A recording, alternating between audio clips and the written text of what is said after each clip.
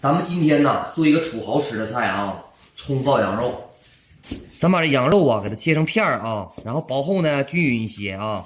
这个葱啊，咱们要给它切滚刀块啊。你看这个刀一定要跟着这个豁口这块切啊，你别这么式切，这么式一切，到时候炒的时候它炒不散啊。一定要沿着这个刀口切啊。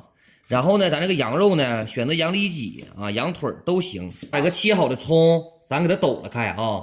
因为这样式的，你给它扒拉开之后呢，它炒的时候它好炒啊。咱把这个羊肉啊给它腌一下子啊，胡椒粉啊。腌羊肉呢不用放味精啊，也不用放鸡精啥的。然后呢，这个是啥呢？生抽啊。这个腌羊肉的时候呢，最好不要选择一品鲜了啊，因为啥呢？因为一品鲜吧它发甜。咱再往里面放点老抽，给它上一下颜色啊。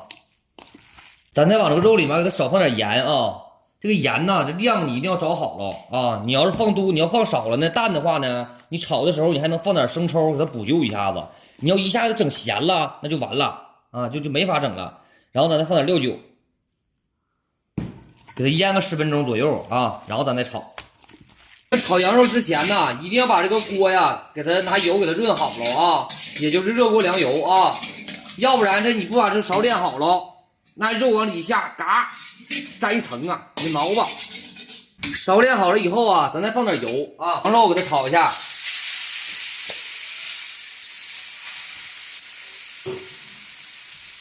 看着吧，勺炼好了，它一点都不粘勺啊。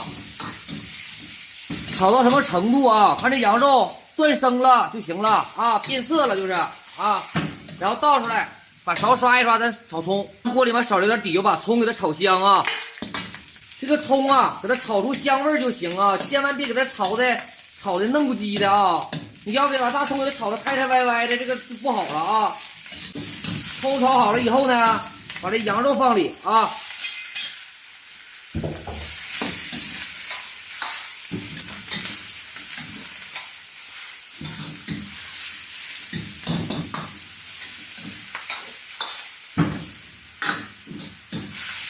这个时候呢，你可以尝一下这个羊肉啊。这个羊肉，如果说你要尝着咸淡正好呢，就完事儿了。如果你要尝着羊肉淡呢，你可以再往里面喷点生抽啊。这葱爆羊肉炒好了以后呢，咱们来点这个醋啊，陈醋少来一点啊，烹点醋，这是葱爆羊肉必须得放的啊。这个醋怎么喷？往这个锅边上喷，你别往羊肉里面倒啊。咱要的是啥呢？有醋香没醋味儿啊。这菜呀，怎么拍好看我不知道啊，但是我知道怎么做好吃。